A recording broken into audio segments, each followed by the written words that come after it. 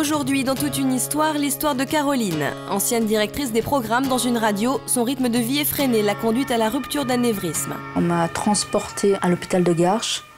Je ne pouvais pas parler, pas marcher, je ne pouvais rien faire. J'étais invalide.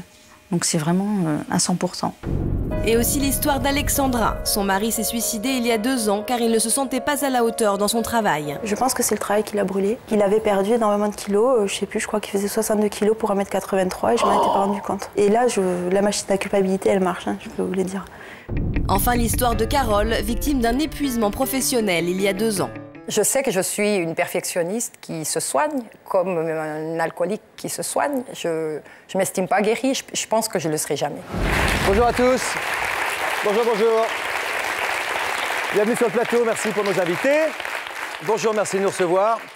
On a coutume de dire que le travail, c'est la santé. Nous allons demander à nos invités ce qu'ils en pensent. Ils n'ont pas, en fait, la même vision des choses. Certains de nos invités ont eu vraiment des gros problèmes dans leur boulot. Certains sont tombés d'épuisement, d'autres ont rêvé d'étrangler leurs supérieurs. Le travail de nos invités leur a fait péter les plombs. Comment en sont-ils arrivés là? Comment travailler efficacement sans se faire bouffer par son boulot? Même si on a les meilleures raisons du monde, doit-on se consacrer à son travail au point de mettre sa santé en danger? C'est ce que nous allons voir dans notre émission d'aujourd'hui. Je vous demande d'accueillir nos invités. Des femmes. Caroline, bonjour. Bonjour. Bienvenue, vous étiez une working girl affairée, directrice de programmation musicale dans une radio. Vous travailliez combien d'heures par semaine à l'époque? J'ai pas calculé, mais je travaillais à peu près une 60aine d'heures. Réparties sur combien de jours? 5-6 jours. Ouais. 7. 7 parfois? Entre 5 à 7. Là, c'est difficile de se ressourcer quand on n'a pas quelques jours dans la semaine, au moins son samedi ou son dimanche, pour pouvoir respirer. Vous avez totalement changé de vie à la suite d'un accident qui est survenu, si j'ai bien compris, en grande partie à cause de votre travail? J'ai eu une rupture d'anévrisme au cerveau gauche, donc l'épuisement est un facteur aggravant, mais la rupture d'anévrisme, c'est pas juste dû au stress, à l'épuisement. Et vous avez quand même poussé vos limites, quoi? Oui, c'est vrai. Marine, à vos côtés, médecin. Bonjour Marine. Bonjour. Il y a quelques années, vous avez exercé dans un hôpital. Vous avez subi une très très grande pression de la part de votre supérieur hiérarchique. Oui. Quel genre de pression? Eh bien, j'ai été harcelée sexuellement par mon patron. Alors vous aviez beaucoup d'admiration pour lui? J'avais beaucoup d'admiration. J'étais fascinée par son charisme, sa personnalité, sa réputation de grand médecin. Et, vous avez été un peu désarçonnée, si j'ai bien compris. Oui. Vous étiez une toute jeune médecin à l'époque, voilà. au point de ne pas pouvoir en parler à votre mari, de garder tout ça pour vous, oui. jusqu'à temps que ça explose, quoi. Oui. Vous direz comment vous êtes sortie de là? On pourrait penser qu'un médecin sait se défendre. On Mais pourrait non. le penser, mais Il y a un humain à dans l'intérieur. cette situation, on perd tous nos repères et on n'est plus nous-mêmes. Avec beaucoup de manipulation, évidemment. Oui, beaucoup. Alexandra, votre mari était informaticien, bonjour. Bonjour. Il y a 2 ans, après s'être mis une énorme pression sur son propre boulot, votre conjoint s'est suicidé. Vous nous expliquerez comment peu à peu le stress lié au travail et puis surtout la peur de ne pas être à la hauteur de la tâche qui lui était confiée. Oui, c'est ça. Beaucoup de stress, beaucoup de travail. Et puis à un moment donné, la sensation de ne plus y arriver et d'être plus bon à rien. Et puis voilà. Et puis après, c'est... Alors vous vous en êtes rendu compte, hein, normalement Oui, mais très tard. Très tard, trop tard Voilà, en fait. ouais. Carole est également notre invitée. Bonjour Carole. Bonjour. Il y a 2 ans, vous avez fait ce qu'on appelle un burn-out professionnel. Je ne savais pas je ne connaissais pas ce terme, cet anglicisme en fait, qui signifie brûler. Dans sa racine, qu'est-ce que c'est exactement? Le terme français, c'est épuisement professionnel.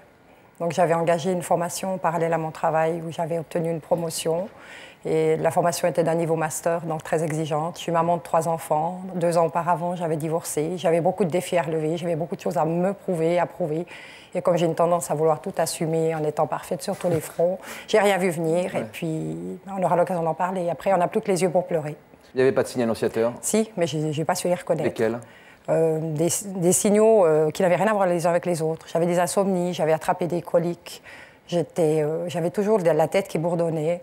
Et puis des désordres alimentaires. Je ne mangeais rien pendant la journée. Et le soir, j'avais l'impression que je devais me reconstituer. Donc je mangeais, parce qu'autrement, j'avais l'impression que j'allais me désintégrer. Le burn-out est un phénomène, en tout cas, de plus en plus fréquent.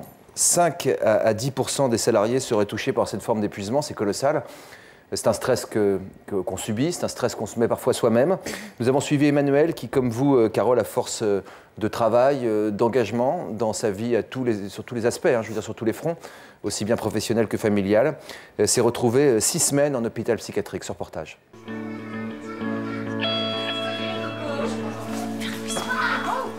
Passez une bonne journée, mon lapin. Venir chercher ses enfants à l'école, c'est une chose qu'Emmanuelle laissait faire à des nourrices il y a 2 ans. À cette époque, c'était une femme d'affaires redoutable, responsable des ressources humaines dans un grand groupe international. C'était pour moi un poste qui était une chance de percer, de pouvoir montrer ce que je savais faire. Donc j'ai vraiment sauté dessus avec énormément d'enthousiasme. J'avais beaucoup de déplacements, ce qui impliquait donc être à 5 h du matin à l'aéroport, rester une nuit sur place, souvent travailler jusqu'à 10-11 heures sur place, travailler à l'hôtel ensuite, retourner au travail le lendemain, reprendre l'avion pour revenir et revenir à la maison vers 11 h minuit. Et le lendemain, de nouveau à 7 h 30 au bureau. Je travaillais tout le temps, je travaillais en dormant, je travaillais le week-end, je travaillais dans mon bain, je travaillais tout le temps. J'arrêtais jamais de travailler. Mon cerveau s'était branché là-dessus. Et même si j'allais promener les gamins, faire un tour de vélo, je travaillais toujours. Je vivais toujours avec le téléphone portable dans la poche, avec l'ordinateur à la maison pour pouvoir me brancher à 10 h du matin s'il fallait, un dimanche. Je travaillais tout le temps. J'étais partie dans un tel engrenage que j'arrivais plus à m'arrêter. Je suis trop fatiguée, c'était toujours ce que je disais. Et effectivement, je me rendais compte que ma vie familiale s'effondrait, que mes enfants étaient pas bien. Mon mari m'avait dit « tu sais plus parler, tu sais plus qu'aboyer ». Ce mode de vie de folie a duré probablement 1 an.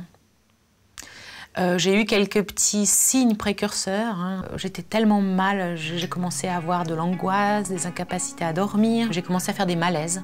J'avais juste le cœur qui battait à s'en décrocher. Une terreur absolue de tout, je ne savais pas pourquoi. Emmanuelle finit par se rendre chez son médecin. Le diagnostic est clair, c'est un burn-out ou syndrome d'épuisement professionnel, une maladie à prendre très au sérieux. Emmanuelle doit s'arrêter de travailler immédiatement.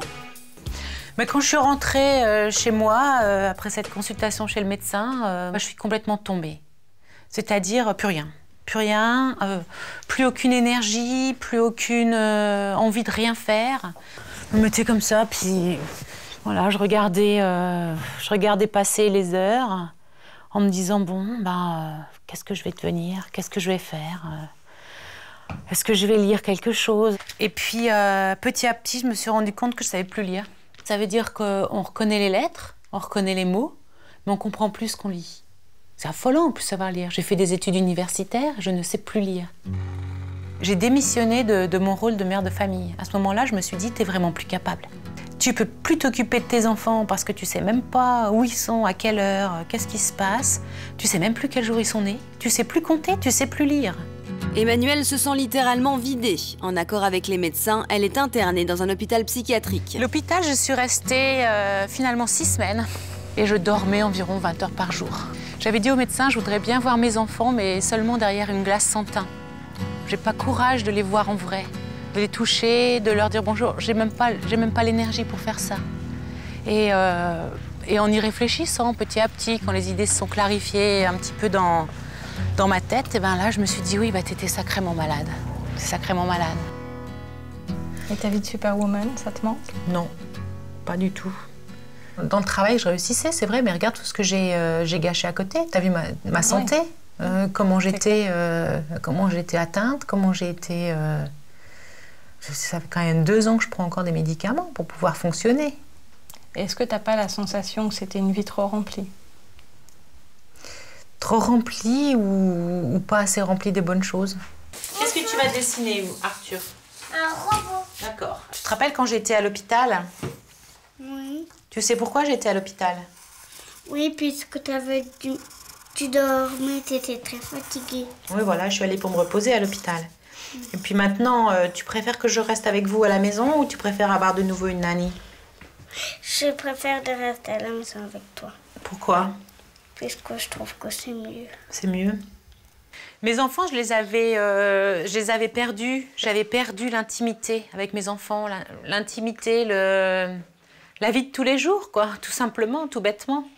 les petits trucs, les petits dessins, les petits biberons, les petits rêves, les petits soucis. J'ai dû reconstruire ça, en fait, être une deuxième fois mère. Si c'est ça que le burn-out m'a apporté, que mes enfants respirent le bonheur de vivre, ben, je pense que c'était pas si mal. Alors, nous avons beaucoup de jeunes aujourd'hui sur ce plateau, un lycée qui vient d'Alès, c'est ça? Qui doit se poser des questions en regardant ce monde professionnel terrible qui les attend. Alors cet Emmanuel qu'on a vu dans le reportage n'a pas voulu venir aujourd'hui parce qu'aujourd'hui c'est l'anniversaire de son fils et que depuis ce qui lui est arrivé, l'anniversaire de son fils est sacré. Elle nous aime beaucoup mais elle préfère ses enfants. Je la comprends. Vous, Carole, ça vous inspire quoi ce reportage? Beaucoup de similitudes. Ça fait remonter beaucoup de souvenirs douloureux de cette période. Alors qu'est-ce que vous faisiez comme boulot, comme formation en parallèle? Je travaille dans le service de l'emploi, donc je travaille avec des chômeurs, qui est déjà un public assez exigeant, je dirais, parce que c'est des gens qui vivent une situation difficile. Et j'avais décidé en parallèle d'entamer un master, donc en management, organisation, communication, une formation sur 2 ans. Les deux en parallèle, ça vous occupait combien d'heures par semaine, ça? Je n'ai pas compté. Ça se répartissait sur 7 jours. C'était très varié. Il y avait mon travail que j'adorais, dans lequel je voulais prouver. Il y avait ce master dans lequel j'ai pu être acceptée sur dossier, comme on disait, parce que je ne suis pas universitaire. Et j'ai aussi dû prouver que j'avais ma place dans ce master. L'ascenseur social, quoi. Voilà. Alors on m'a mis une pression terrible en me disant, écoutez, on vous accepte, mais sous condition, il va falloir prouver, assumer. Ils ont très bien réussi. J'ai fini à la tête de ma promotion. On m'a mis tellement de pression que... J'aimais ces études, j'aimais mon travail. J'avais la chance, contrairement à madame, d'avoir des enfants plus grands, adolescents, qui avaient déjà leur vie, ils étaient dans leurs études.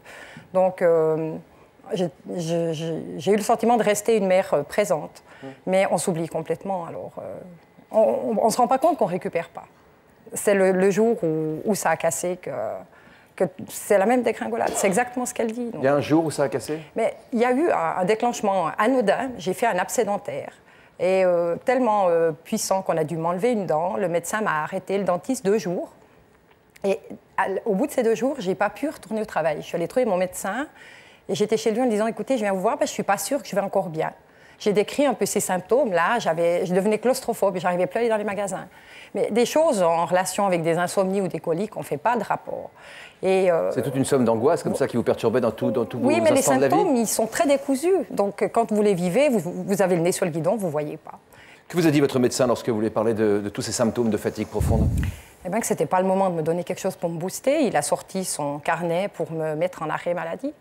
Et j'ai pas voulu. Enfin, je me suis effondrée. Pour moi, c'était pas possible. Je pouvais pas. Quand on est lancé à une aussi grande vitesse, on peut pas s'arrêter tout de suite. Alors, il vous a proposé un mi-temps. Oui, on a dealé. C'est-à-dire que j'ai dit, écoutez, alors à mi-temps. Mais je retourne à mi-temps. Dites-moi qu'on peut soigner ce que j'ai à mi-temps. Tout en gardant une activité à mi-temps. Comment vous avez supporté ça? Ça n'a pas été du tout. Comme Madame dit, du moment qu'on commence à s'arrêter, c'est fini. Et là, je me suis mis à tomber trop, donc je n'ai pas pu. Au bout de 2 semaines, j'étais arrêtée complètement. Puis là, j'ai un autre symptôme, alors qui arrivait plus grave, qui était des idées suicidaires. Et ça, on se fait peur soi-même.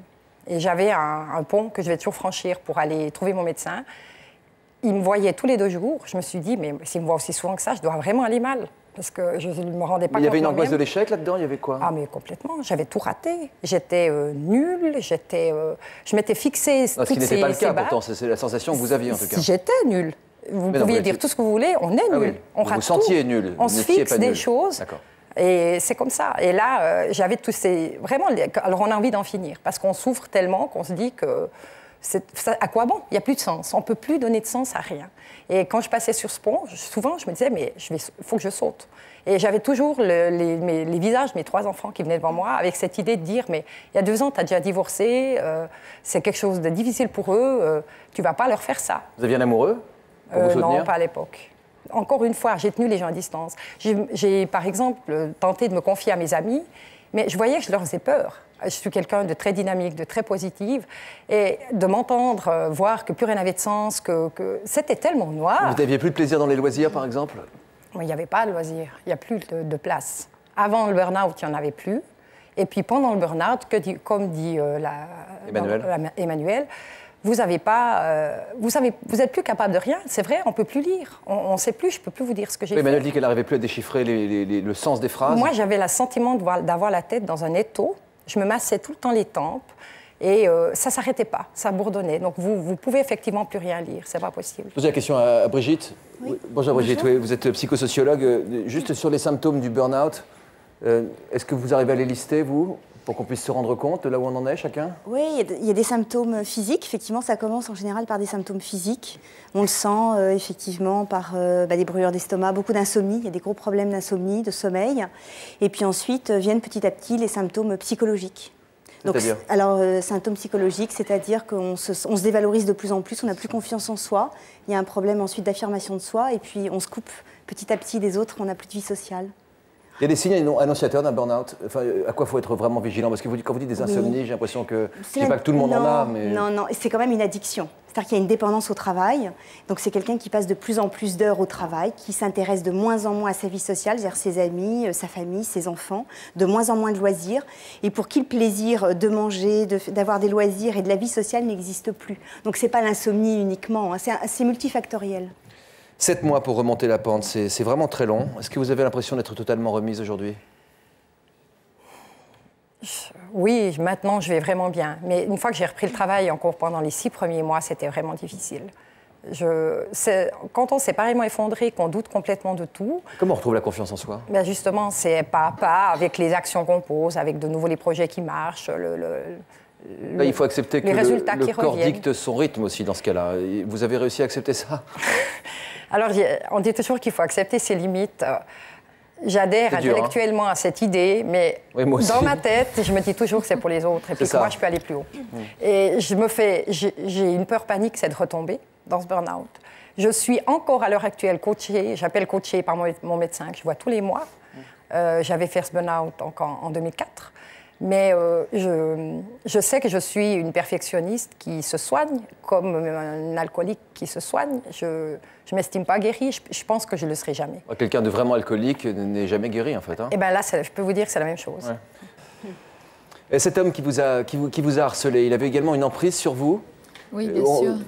Quand Carole parle de ce besoin de reconnaissance professionnelle, vous retrouviez cette reconnaissance chez lui? Absolument, je suis aussi perfectionniste et il me permettait de poursuivre mon activité de recherche, parce que j'avais fait de la recherche auparavant, donc de mettre en pratique mes compétences de chercheur, de mener des études, d'aller les présenter dans des colloques internationaux, et ça me valorisait beaucoup, et j'adorais ça, et ça me faisait beaucoup de travail, mais j'aimais ça, il m'encourageait, il me valorisait sur ces plans-là, et j'étais à la fois sa petite protégée, enfin parce qu'il m'autorisait à faire cette activité dans son service, et en même temps son souffre-douleur parce qu'il me harcelait. Sa chose quasiment, j'ai l'impression. Voilà, sa chose carrément, oui, son pantin.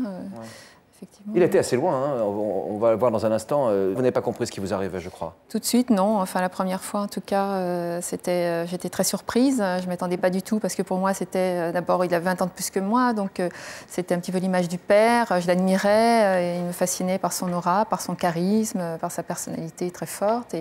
Et pour moi, c'était vraiment quelqu'un voilà, enfin, je n'aurais jamais soupçonné ce genre d'attitude.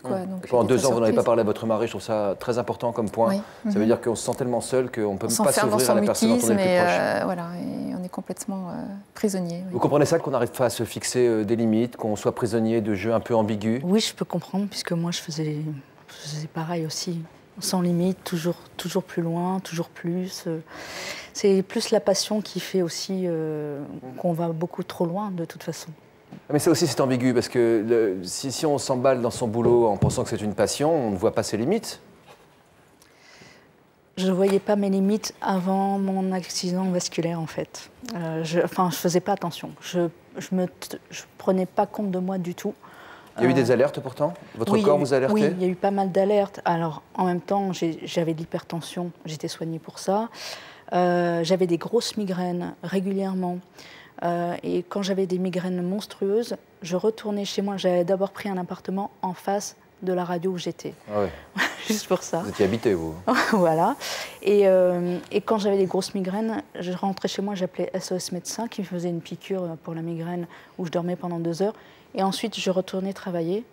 Voilà. Vous étiez donc passionnée par un boulot que beaucoup de gens veulent faire, à savoir directrice de programmation d'une grande radio. Vous n'avez pas vu le danger venir jusqu'au jour où le corps a dit stop. Et vous avez fait ce qu'on appelle un AVC.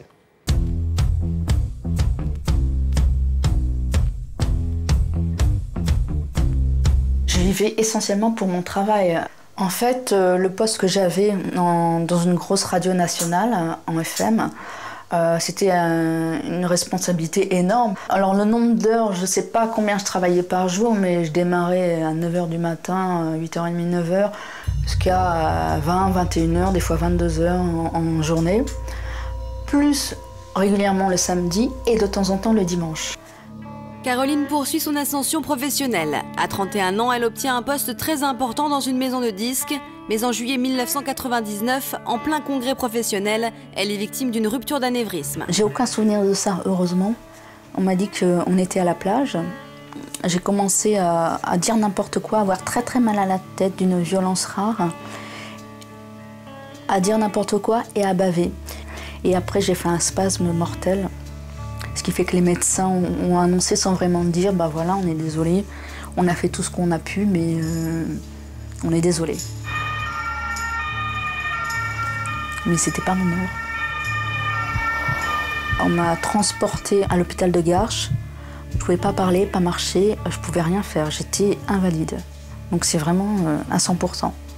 Et donc j'ai dû tout réapprendre petit à petit. Donc d'abord en fauteuil roulant, ensuite un pas debout, orthophonie, kinésie. C'est de la rééducation du matin au soir à Garches.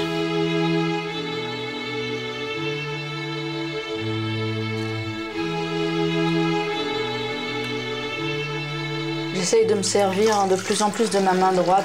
C'est la main qui a été invalide longtemps. Je pense que oui, que mon corps me disait d'arrêter, de faire moins, etc. Mais je ne le faisais pas. Je continuais tête baissée. Sur le moment, je ne faisais pas attention. Continue, va jusqu'au bout, t'as pas fini ça. Voilà. Audrey, ça va? Mais c'est pas en ligne avec un client. Aujourd'hui, Caroline n'a pas cessé toute activité pour autant. Elle a fondé une association dont le but est de venir en aide aux enfants malades en organisant des concerts dans les hôpitaux. Elle travaille à son rythme, chez elle, entourée de ses anciens collègues et amis. Quand on apprend ce type d'accident, on pense à soi parce qu'on a à peu près le même style de vie. Et on se dit, oulala, on s'imagine pas que le stress peut engendrer ce genre de choses. Ça n'arrive qu'aux autres, en fait. C'est vrai que la vie m'échappait, pas qu'un peu, mais complètement. La vraie vie, il n'y a pas que la tête dans le guidon, elle travaille toujours. Il y a se préserver soi, il y a faire du sport, voir des amis. Désormais, son temps libre est consacré à faire entrer la musique à l'hôpital. Bonjour, je suis très contente de vous voir. En plus, content aussi de voir que Florent Pagny ait accepté de venir pour aider les enfants comme vous qui sont à l'hôpital, qui n'ont rien demandé, comme si c'était à Bercy. Et je le félicite, je le remercie beaucoup. Savoir souffrir en silence. En fait, oui, mon accident, il m'a ouvert à la vie, hein. Ni plus ni moins. C'est une renaissance. C'est pas une deuxième naissance, c'est une renaissance. Et c'est bien la renaissance. Et je trouve qu'en même temps, dans cette renaissance qui est assez admirable dans votre parcours, c'est qu'en fait, vous êtes quand même reconstruite en continuité avec votre passé. C'est-à-dire que vous n'êtes pas dans une rupture. Non, justement, non. Non, au contraire. Il faut que je fasse pour les autres ce que j'aurais bien aimé qu'on fasse pour moi qui étais adulte à l'hôpital. Évidemment, il se passe plein de choses dans les hôpitaux pour nous aider, etc. Mais en même temps, un enfant à l'hôpital, c'est pas normal. Un adulte, déjà, c'est difficile, mais un enfant, c'est pas... Injuste. Voilà, c'est injuste, tout à fait. Donc, Au bureau, quelqu'un vous a vu quand vous êtes monté dans les tours, quand vous êtes monté dans le rouge du moteur? Est-ce qu'on vous a dit, on vous a envoyé des alertes, les autres vous ont envoyé des signaux? Certainement, mais je ne faisais pas attention. Enfin, je n'ai pas l'impression d'avoir fait attention à ça. Vous n'aviez jamais l'impression que vous étiez en train de franchir la ligne? Si, mais bon, c'est pas grave. Je continue à travailler, 1h du matin. Je sortais beaucoup, je faisais 2 à 3 concerts par semaine. Parce que quand on est programmateur de radio, on est toujours... C'est ambigu, on a l'impression que c'est pour un loisir, mais en fait, c'est la continuité du travail. C'est oui, les deux. C'est quand même, voilà, c'est un peu les deux. On va pas se plaindre non plus. On fait quand même un métier... J'ai l'impression que ça ajoute à la confusion, quand même. Exactement, oui. Mais en même temps, c'est ce que je fais encore, d'ailleurs, maintenant, avec mon association Musicalement. Hein. Je sors souvent au concert, je rencontre les artistes après le concert, mais c'est pour qu'ils viennent faire d'autres concerts dans les hôpitaux pédiatriques. Qu'est-ce qui a changé en termes de pression que vous vous mettez, en termes de temps de travail? Alors, de temps de travail, je travaille quand même beaucoup moins. Je ne calcule pas le nombre d'heures parce que c'est une association, voilà, je ne fais pas attention. C'est juste la passion, elle est toujours là, heureusement. Mais sinon, je prends du temps pour moi, ce que je ne faisais jamais avant. Donc je fais du sport, je rencontre des amis, je fais des dîners, des déjeuners, je vais en vacances, pas très souvent, mais régulièrement. Et pourquoi vous ne le faisiez pas avant tout ça? C'est sympa tout ça. Oui, évidemment, c'est sympa, de loin. D'avoir des amis, de faire du sport, oui. des loisirs. Oui, non, j'en voyais quand même. J'étais pas non plus complètement. Et vous occupiez pas de vous, quoi? Non, jamais de moi. Non, je faisais tout pour les autres et pour la boîte dans laquelle j'étais. Donc. Vous étiez célibataire? Pardon? Vous étiez célibataire? Non. Non. Pas à l'époque, non. Et le monsieur, il n'a pas vu les problèmes venir? Il me disait de freiner un peu et moi je faisais quand même ce que je voulais. Je suis un peu vive et c'est ça aussi qui... Un peu vive? Oui, non, mais c'est ça aussi qui m'a aidé. Ça. Oui, mais c'est ça aussi qui m'a aidé à me remettre quasiment complètement aujourd'hui. On ne peut pas savoir ce que j'ai eu. J'étais invalide à 100% il y a 7 ans. Aujourd'hui... Vous avez eu des spasmes mortels, vous dites dans le reportage? Oui. J'ai aucun souvenir de ça, tant mieux, mais j'ai eu des spasmes mortels qui ont fait que les médecins ont dit sans vraiment le dire, ben voilà, on est désolé, ils n'ont pas dit elle va mourir, mais... Un accident vasculaire cérébral, je profite d'avoir un médecin sur le plateau, ça peut être lié au stress? C'est un facteur favorisant, c'est sûr qu'il y a certainement d'autres composantes, mais le stress est un facteur favorisant pour toutes ces maladies qui vont boucher les artères, ou voilà, créer des spasmes. Plus la clope, plus la cigarette, pardon. Le tabac, effectivement, est un facteur aggravant aussi. C'est un facteur aggravant, oui. On entend de plus en plus parler de stress au travail. Je ne sais pas si c'est l'époque qui s'ouvre l'esprit ou si c'est le stress qui est lié à la période, le chômage, etc. Il y a une enquête qui a été menée par le Nouvel Observateur en 2004, c'est la plus récente, qui dit que presque 79% des personnes interrogées disent qu'elles subissent une pression au travail. Bon. Et 48% des cadres, 1 sur 2, affirment que le stress est permanent. Oui. C'est nouveau ou c'est une sensation qui est nouvelle? C'est relativement nouveau. Aux États-Unis, on est à 63% des salariés, et notamment employés et cadres, qui expriment effectivement le fait d'être trop stressés sur le lieu de travail. En France, on commence à avoir la même chose, un petit peu quand même moins de burn-out, et en tout cas moins qu'au Japon avec le takoshi, donc qui est la mort subite sur le lieu de travail. Le takoshi? Le tagoshi, pardon, oui. Non, pardon, excusez-moi, je ne sais même pas ce que c'est, donc oui, je ne corrigerai pas. Donc, le tagoshi, le burn-out. Oui, c'est la mort subite, comme ça, sur le lieu de travail. Pourquoi? Donc, arrêt cardiaque ou rupture d'anévrisme, par exemple, burn-out, qui se finit très mal, finalement. Parce que là, on voit effectivement deux cas qui sont bien finis, très positifs. Et pour reparler de votre cas, au lieu de parler de faiblesse, effectivement, de Carole, on parle plutôt de points de progrès aujourd'hui. Parce que les points de progrès, ce sont des personnes en général qui ont besoin de beaucoup de reconnaissance. Et c'est vrai que dans la société, les salariés ont besoin de reconnaissance, de s'affirmer. Et on parle plus de points de progrès. C'est-à-dire que les petites faiblesses, on n'en parle pas, ce n'est pas des défauts. Et c'est des points de progrès pour aller encore plus loin. C'était pas comme ça avant déjà? Non, c'était pas comme ça. Aujourd'hui, il y a quand même des effets effectivement sociologiques et économiques. Il y a la pression sur le marché de l'emploi, il y a des problèmes de chômage, beaucoup plus qu'avant. Écoutez, après, avec des études supérieures, on met 2 à 3 ans pour trouver enfin un job. Ouais. À 40, 42 ans, on est déjà trop vieux dans l'entreprise, on est des seniors. Et pour avoir moi-même vécu en entreprise, que j'ai quittée, il y avait effectivement, il y a environ 10-15 ans, déjà des pressions, mais nettement moins qu'aujourd'hui. Mais dans le cas de Caroline, j'ai l'impression qu'elle se la mettait toute seule, la pression. Oui, souvent les salariés se la mettent effectivement, surtout dans le cas de stress et de burn-out. Souvent, c'est pas forcément le supérieur hiérarchique qui met la pression, mais souvent, alors il y a des profils types, hein, c'est vrai que c'est plutôt des gens qui ont besoin de reconnaissance et qui ont plutôt une petite problématique, je dirais petite problématique identitaire aussi. D'estime de soi, et de sécurité, d'estime de soi, effectivement. Quoi? Carole me répondrait oui là-dessus, je pense. Et Caroline? Qu'est-ce que vous voulez savoir? Est-ce que vous aviez un problème d'estime de vous, de problème de reconnaissance? Vous avez l'impression? Non, certainement oui, mais je ne le savais pas à l'époque. J'étais personnellement d'une timidité maladive, mais oui, personnellement, mais pas au travail. Parce qu'au travail, je m'accomplissais, je faisais tout pour que ça soit bien, etc. Comme un médecin qui met sa blouse, quoi. Voilà, sauf que maintenant, je suis Caroline du matin au soir. Il n'y a plus la Caroline personnellement et la Caroline au boulot. Voilà. Et ça change la vie. Votre mari, on lui a mis la pression ou il s'est mis la pression tout seul? Je pense qu'il s'est un peu mis la pression tout seul. Après, il y avait un contexte aussi. C'était dans le cadre d'une boîte qui démarrait, donc avec des clients en attente, etc. Il fallait qu'il construise un gros programme informatique. Enfin, ça a été plus compliqué. Il élabore, en fait. Oui. En fait, il avait commencé ce projet dans une autre entreprise. Puis il y a eu un plan de licenciement et plusieurs employés de cette entreprise ont négocié leur licenciement en récupérant ce projet et monté leur propre boîte pour continuer avec ce client. Voilà. Donc il avait une double pression? Alors sa pression, oui, c'était qu'en fait il redémarrait la boîte après un petit moment. Donc sur ce projet il y a eu une parenthèse. Visiblement d'après ce que j'ai compris, les clients étaient un peu en attente. Donc quand ils ont redémarré plein pot. Comme il disait, on travaille en même temps, on câble le bureau, enfin on fait tout en même temps, quoi. Il avait l'impression de ne pas y arriver et pourtant il n'arrivait pas à lâcher. Ah non. Il a fini par se suicider. C'est vraiment dramatique. Oui. Je vous propose une petite pause pour le temps de reprendre un peu notre souffle et puis essayer de se projeter dans des situations comme celle-là. Encore une fois, quand vous l'avez vu arriver, c'était trop tard. Voici un message de la rédaction qui vous concerne peut-être.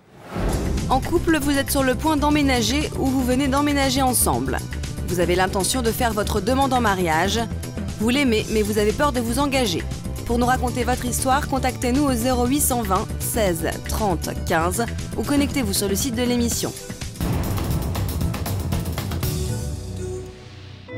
Prochainement, dans toute une histoire, l'histoire de Patrick et Nathalie. Depuis qu'ils sont mariés, Patrick, né d'une famille catholique, s'est converti à la religion juive de sa femme. T'es plus juif que moi, en fait, quelque part. Je suis pas plus juif que toi, parce que ce serait l'élève qui aurait dépassé son maître.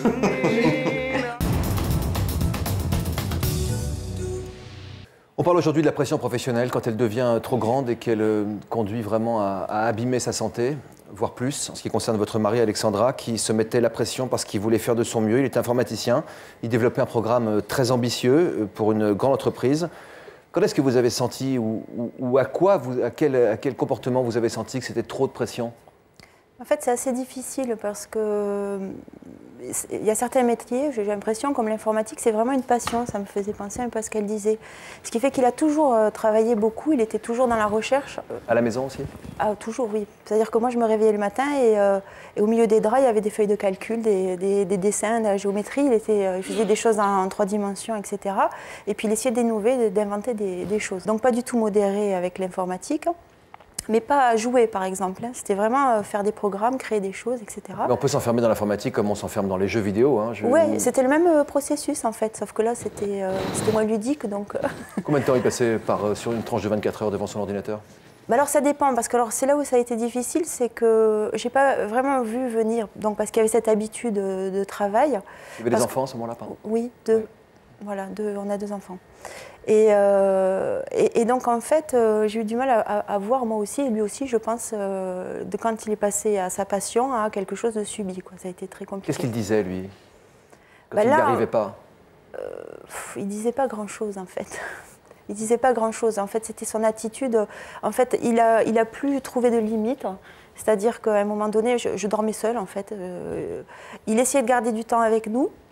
Mais ce temps, il le récupérait la nuit, quoi, pour travailler. Donc il ne dormait plus. Donc en fait, il ne dormait plus. Vous avez décidé d'emmener votre mari consulter un médecin et il ne vous en a pas laissé le temps. Qu'est-ce qui s'est passé? Non, c'était trop tard. Eh ben, en fait, il y a eu la fête de l'école de mon fils, c'était la première, donc on y était. Il a été complètement absent, distant. Et vers la fin de la soirée, je l'ai retrouvé assis par terre en train de donner à manger à ma fille. Il était devenu tout gris, tout noir et les yeux, on voyait opaques, je l'ai trouvé bizarre. Il me disait, ça y est, je suis dans le tunnel, je suis dans le tunnel, je suis dans le tunnel. Alors je lui ai dit, bah, tu prends ta fille, tu vas te coucher, j'arrive. Je récupère mon fils.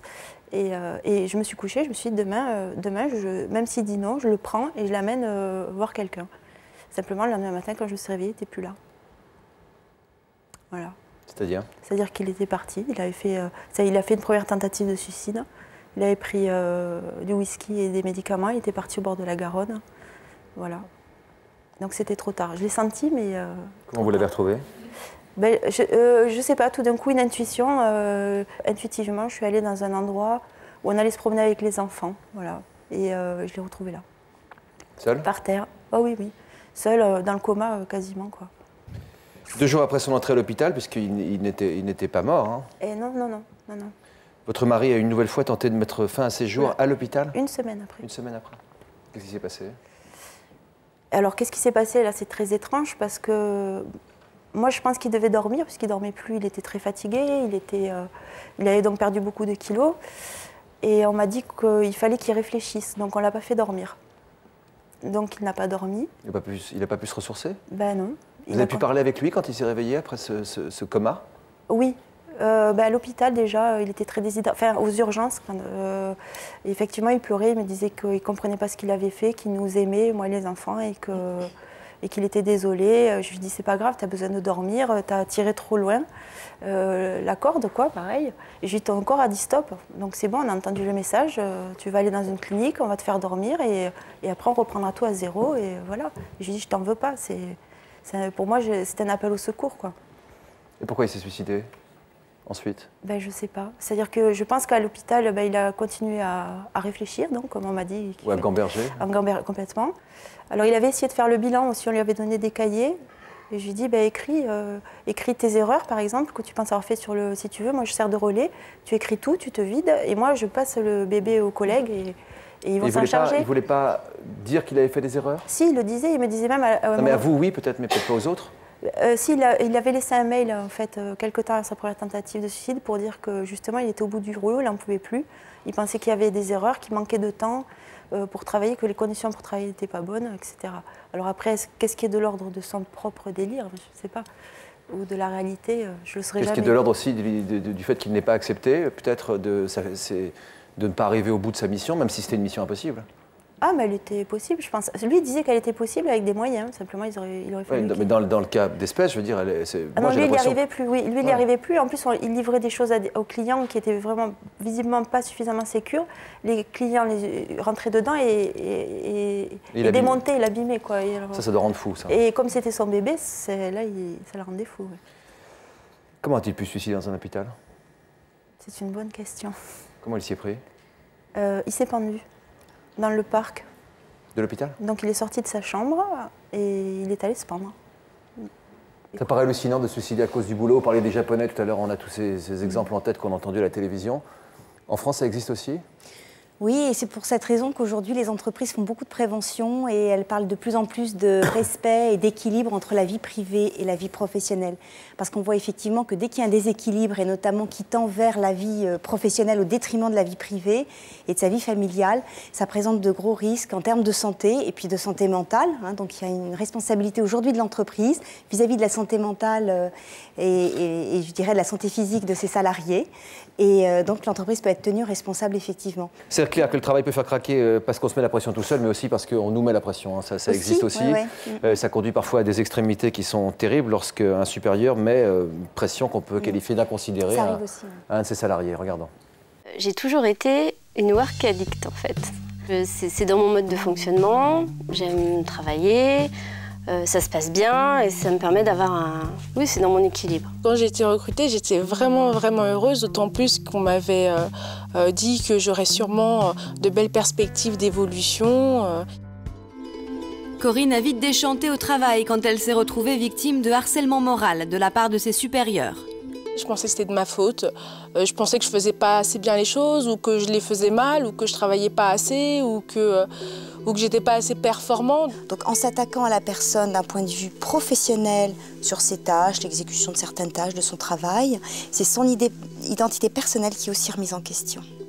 Et elle a honte, il y a un sentiment de honte. Je me donnais plus, je travaillais plus longtemps, j'essayais de faire mieux et encore mieux et mieux que les autres et jusqu'à l'épuisement et jusqu'à la maladie et jusqu'à la dépression. C'est-à-dire qu'on a en surtension, on dort moins bien, le sommeil est moins réparateur, on se couche fatigué, on se lève fatigué. Pour Sophie, la dépression non plus n'est pas loin. Son travail l'a littéralement rendue malade. Le mental travaillait de trop, j'étais boulimique, il fallait que je travaille, et en parallèle, mon corps, il mangeait plus, il dormait plus.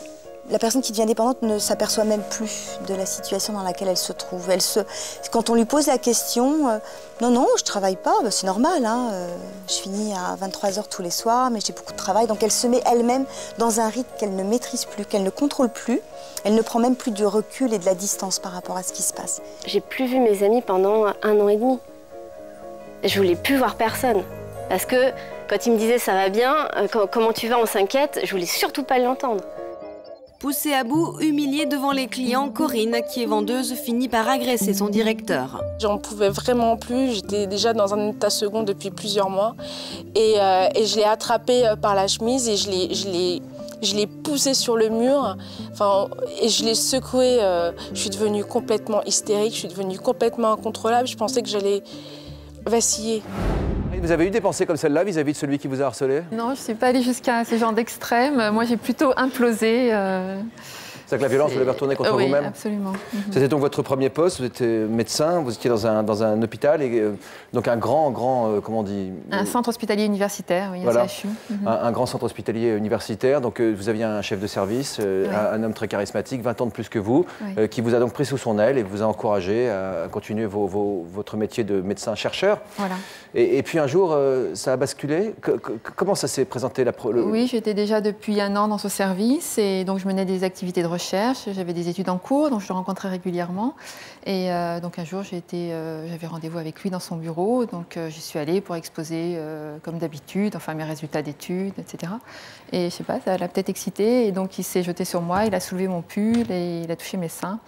Donc c'est vrai que sur le coup, j'étais tellement surprise, j'étais vraiment à milieu de penser qu'une chose pareille pouvait arriver, moi qui l'adulais, qui le mettait sur un piédestal. Comment vous avez réagi? Alors donc là, cet épisode-là, je suis partie, en courant, très choquée, très choquée. Vous n'en avez parlé à personne? Non, pas personne. Et puis, bon, je me suis dit que c'était un accident. Enfin, j'ai minimisé vraiment l'événement. Tout de suite, ça m'a beaucoup choquée. Et puis ensuite, je me suis dit que, bon, voilà, j'ai essayé, il y a une espèce de déni, on essaye de passer l'éponge, parce que j'étais tellement... il n'était pas question, pour moi, je n'avais même pas envisagé à ce moment-là de quitter mon travail, parce que j'étais tellement passionnée par ce que je faisais, que pour moi, c'était... Et admiratif de cet homme, en plus. Oui, absolument. Il le savait? Oui, il a joué là-dessus, bien sûr. Ça a recommencé? Alors bien sûr, ça a recommencé plusieurs fois, de nombreuses fois, puisque en tout le harcèlement a duré 2 ans. C'était crescendo à chaque fois, donc à chaque fois j'étais terrorisée quand je devais le rencontrer. J'étais alors là à ce moment-là très sur mes gardes évidemment. Et puis il attaquait toujours par surprise et c'était jamais la même attaque Et une fois je me souviens qu'il m'avait coincée dans sa pièce d'archives. Il m'a attirée en me disant venez m'aider à soulever la pile de dossiers, récupérer un dossier et puis voilà il a fermé la porte. Donc en plus on n'entendait rien puisqu'il y avait 3 portes 2 portes pour son bureau plus la porte d'archives. Enfin, on était vraiment très isolés. Je pouvais crier, ça servait à rien. Et puis voilà, il m'a coincée contre les étagères et des livres ont même tremblé. C'était assez violent, oui. Vous avez pensé qu'il allait vous violer à ce moment-là? Oui. C'était son intention, je pense, oui. Moi, je me suis débattue et je suis partie. Et à chaque fois, c'était... Combien de fois c'est arrivé, ce type d'incident? J'aurais du mal à le chiffrer maintenant, mais... À peu près 10 fois? Oh, plus. Et vous rentriez le soir et vous ne pouviez pas en parler à votre mari? Non, je ne pouvais pas parce que donc il se développe en fait un sentiment terrible de culpabilité, ce qui est évoqué par toutes les victimes de harcèlement. En fait, on culpabilise parce qu'il y a toujours ce genre de suspicion. Et puis il y a aussi surtout un sentiment en fait d'ambivalence qui se développe au fil du temps. C'est très ambigu en fait. Il y a attraction, répulsion. Voilà, absolument. On est fasciné par le grand médecin et puis on est dégoûté par l'homme et donc c'est ce qu'on appelle le syndrome de Stockholm, la victime qui est fascinée par son bourreau. Et comment vous viviez tout ça, vous, au quotidien? Dans quel état d'esprit vous alliez à l'hôpital, travailler le matin? J'étais terrorisée. À chaque fois que je devais aller à l'hôpital, j'étais terrorisée. Je somatisais, j'avais plein de troubles fonctionnels. Quand je devais le rencontrer, j'avais déjà peur de le croiser dans un couloir. Et quand je devais le rencontrer, quand j'avais rendez-vous avec lui, je tremblais, j'avais des palpitations. Enfin, je somatisais vraiment. À quel moment vous vous êtes dit c'est anormal, il faut que je fasse quelque chose? Il y a eu un déclic particulier? Alors, donc c'était vraiment crescendo, et au bout de... Donc je m'enfermais vraiment, je n'en parlais à personne, je voulais pourtant en parler à mes collègues, et Mais de quoi vous aviez peur? Je me sentais coupable, j'avais honte en plus de ne pas arriver à me défendre. Au début, je tenais à mon poste aussi, c'est un chantage au poste, donc il me promettait une promotion. C'est pervers. Donc, et puis bon, voilà, donc c'est tout un engrenage en fait qui fait que finalement on est au fond du gouffre et sans porte de sortie, quoi. Sans porte de sortie, effectivement, on est enfermé, on n'a plus de recul aussi, parce qu'on n'en parle pas, donc on se sent vraiment terriblement coupable. Et puis au fil du temps, plus ça va, moins on peut en parler à son son mari. Enfin, on ne peut pas lui dire j'ai subi tout ça. J'ai subi tout ça, je te le dis maintenant. Enfin, pour moi, c'était vraiment impensable. Et donc, c'est le seul moyen que j'ai trouvé comme exutoire, c'est l'écriture. Et j'ai commencé à écrire. Et donc, j'en ai fait d'ailleurs un roman, puisque ça a été ma thérapie, en fait. Un roman ou une autobiographie? C'est romancé, mais c'est effectivement... Vous avez porté plainte contre cet homme? Non, je n'ai pas porté plainte parce que d'abord, je n'étais pas du tout dans cet état d'esprit, je ne suis pas du tout procédurière, agressive. Enfin, pour moi, j'étais vraiment... Votre mari, il n'a pas eu envie de vous venger? Alors, mon mari l'a su quand j'ai terminé le livre, en fait. Et d'ailleurs, j'ai regretté aussi, puisque à ce moment-là, j'étais à nouveau... puisque lui encaissait le coup, donc s'est senti coupable de ne pas avoir réagi, alors qu'il ne pouvait pas. De toute façon, il sentait que je n'allais pas bien. Donc, plusieurs fois, il me posait la question, qu'est-ce qui se passe? Enfin, bon, et je trouvais toujours des prétextes, j'ai trop de travail. Gardez de la tendresse et de la complicité avec votre mari pendant cette période?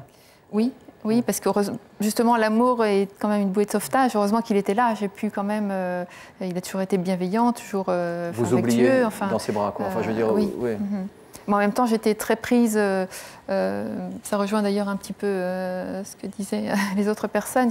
Je travaillais aussi de plus en plus, énormément, parce que je voulais justement que mes travaux aboutissent. Je voulais qu'ils soient fiers de moi aussi, voilà, faire mes preuves et qu'ils soient fiers de moi. Voilà. Il vous attaquait toujours par surprise. C'est jamais un homme qui vous a juste dragué correctement en vous disant que... Jamais, il envisageait certaines choses avec vous. Est-ce que vous étiez d'accord? Enfin, non, il n'y a absolument pas eu d'allusion du tout. Je suis moins lourd que ça quand je m'y mets, heureusement, mais je veux dire par là, une approche plus humaine, quoi. Non, pas du tout. Non, c'était vraiment... D'ailleurs, il était très... bon, c'est un pervers. Hein. Pendant les staffs, par exemple, il pouvait très bien me démonter, me casser devant tout le monde pour un détail. Et puis, à un autre moment, il allait me couvrir d'éloges, c'en était presque gênant. Ou alors, il me faisait des caresses avec le pied sous la table, alors qu'il y avait plein de monde autour. Enfin bon, évidemment, je ne pouvais rien dire. Ou une autre fois, c'était à la tête d'un malade, je faisais un examen. Il est venu me demander, il a trouvé le prétexte de venir voir comment je faisais tel examen. Ça recommençait. Et puis, avec le malade dans la pièce, il en a profité pour me caresser, quoi. Donc, c'était... Vous avez pu vous défendre? Très pervers. Ben, je suis partie. Enfin, à chaque fois, je me sauvais, oui, mais je finissais en pleurs dans un coin de... dans mon Vous avez eu une explication avec lui? Non, jamais, non. Non. La seule solution, dans ce cas-là, c'est la fuite. Alors, dans les cas extrêmes, c'est la fuite, c'est le suicide. J'en étais pas loin, d'ailleurs. Hein. J'ai fait une très grosse dépression. Ça retentit sur ma famille, puisque ma fille a fait des TOC, des troubles obsessionnels compulsifs. Et en fait, c'est ça qui m'a fait réagir. Je me suis dit... tant que c'était moi, je ne me rendais pas compte, j'étais prise dans cette espèce de spirale. Et quand j'ai vraiment eu, je pense, le déclic à partir de ce moment-là où j'ai vu que ça retentissait sur mes enfants. Et là, j'ai réalisé que déjà, cette promesse de poste, c'était qu'une promesse, c'était qu'un chantage, que ça n'arriverait jamais et que là, il fallait que ça s'arrête, quoi. Et puis rien ne vaut aussi cher. Enfin, je veux dire, aucun poste ne vaut le coup d'y laisser sa santé. Alors, quand on est malade, on va voir un médecin, et quand on est médecin, on va voir qui? Ben justement, je suis allée voir personne. J'aurais dû aller voir, je ne suis pas moi-même psychiatre, donc j'aurais dû aller voir un psychiatre, mais je n'ai pas fait cette démarche parce que je n'arrivais pas à en parler, parce que je me sentais coupable. Et voilà, et mon seul confident, c'était mon petit carnet dans lequel j'ai tenu un journal. Même pas une amie, même pas la famille? Non, à chaque fois j'essayais, je suis allée déjeuner avec des amis, en me disant, cette fois-ci, je vais en parler, ou même à mon mari, quelquefois, je me suis dit, je vais lui en parler, ça y est, aujourd'hui c'est décidé, et puis non, ça ne sortait pas. Ça vous surprend, Brigitte, ça puisse arriver dans un milieu comme celui-ci? Non, dans tous les milieux professionnels. Et moi qui ai connu le privé, il y avait du harcèlement dans la sphère privée, je dirais les entreprises privées, des grandes entreprises ou des grandes ou des petites entreprises. Et également, j'ai travaillé à l'université et dans des centres médicaux, et c'était la même chose. Donc effectivement, le harcèlement, il y en a partout, et d'autant plus dans, je dirais, les milieux administratifs et médicaux aussi. Parce que voilà, il y a des formes de pouvoir, il y a des professeurs d'université ou des grands médecins qui vont exercer une forme de pouvoir, et puis des pervers narcissiques, il y en a partout. Qu'est-ce que c'est un pervers narcissique? Oui, il s'apparente effectivement. Qu'est-ce que c'est un pervers narcissique? C'est une personne, alors ça existe chez les femmes et chez les hommes. Donc qui se croit au-dessus de tout, au-dessus de tout le monde? Oui, c'est la toute-puissance, et puis qui utilise l'autre comme un objet à détruire, parce que lui-même, il est en souffrance de toute façon. Hein. Et donc il utilise l'autre pour le détruire. Voilà. Ouais, 30% des salariés déclarent avoir subi ou subir un harcèlement, alors moral ou sexuel au boulot, ça me paraît dément, 30%. Oui, alors il y a 1 sur souvent... 3. C'est peut-être un peu exagéré, mais néanmoins, alors il y a souvent ce qu'on appelle la maladresse des managers. Il y a des managers, effectivement, enfin, ce qu'on appelle managers, des responsables d'équipe, qui peuvent être aussi très maladroits. C'est-à-dire pas toujours faire des compliments, être souvent dans les remarques, parce que c'est aussi un modèle culturel. Et c'est vrai qu'on apprend de plus en plus aujourd'hui, à travers le coaching, aux managers, de complimenter aussi une équipe, de complimenter des coéquipiers, pour reconnaître aussi leur travail. Donc quand les gens, effectivement... C'est-à-dire à mon équipe, je suis très content de cette émission. Vraiment, voilà, vous avez fait du bon boulot. Voilà, il faut les complimenter. Avant de faire des remarques, il faut toujours parler du positif. Qu'est-ce qu'on peut faire pour se défendre quand ça arrive pour la première fois? Quand ça arrive... Il ne faut pas laisser passer la deuxième, ouais, normalement. c'est rare quand les gens veulent en parler, parce que comme vous l'exprimez, c'est vrai qu'il y a beaucoup de culpabilité. La personne culpabilise parce qu'elle pense que c'est de sa faute. Il y a toujours ce phénomène un peu d'attraction-répulsion. Puis je ne sais pas si c'est le cas fréquemment, mais en tout cas, là, il y avait en plus une carotte. Oui, mais ouais, souvent c'est ça. C'est un abus de pouvoir, oui, c'est un chantage. Ah oui. Alors ce qu'il faut faire, c'est quand c'est difficile d'en parler, alors ce qui libère la personne, alors vous, ça vous a libéré le roman, c'est formidable, c'est en général de porter plainte, effectivement, sans être dans la procédure et d'être procédurier, néanmoins, d'avoir cette reconnaissance un jour et d'éviter aussi que le pervers puisse recommencer sur quelqu'un d'autre. Alors c'est une source de revenus, le boulot, mais c'est pas seulement, il peut aussi procurer du plaisir. Selon un récent sondage, 84% des Français disent qu'ils sont heureux d'aller travailler. Alors comme toujours, il faut savoir doser. Je crois que c'est ce que les témoignages nous auront appris aujourd'hui. Bonne journée.